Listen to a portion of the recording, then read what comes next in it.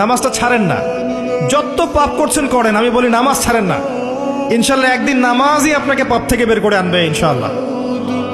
শয়তান আপনাকে হতাশ করতে চাইবে, শয়তান আপনাকে হতাশ করতে চাইবে যে তুই তো গার্লফ্রেন্ডের সাথে কথা বললি, রাতের বেলা পর্ন দেখলি, তুই তো ফ্রি মিক্সিংয়ে আছিস, তুই মাদক দ্রব্য খাচ্ছিস, তুই কাজে ফাঁকি মারিস, তুই ট্যাক্স আদায় করিস নাই, দুর্নীতি করছিস, তুই আবার নামাজ পড়বি কেন? শয়তান আপনাকে এগুলো বোঝাবে কিন্তু যে নামাজ তো আমার সময় পায় না, আমি তো অনেক পাপী মানুষ।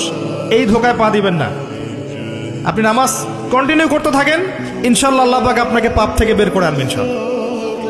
ওই নামাজটা যদি ছেড়ে দেন তাহলে আর কোনো হাতিয়ার বাকি থাকবে না। আর আপনি যত পাপ করেন না কেন মায়ুস হবেন না, মন ছোট করবেন না।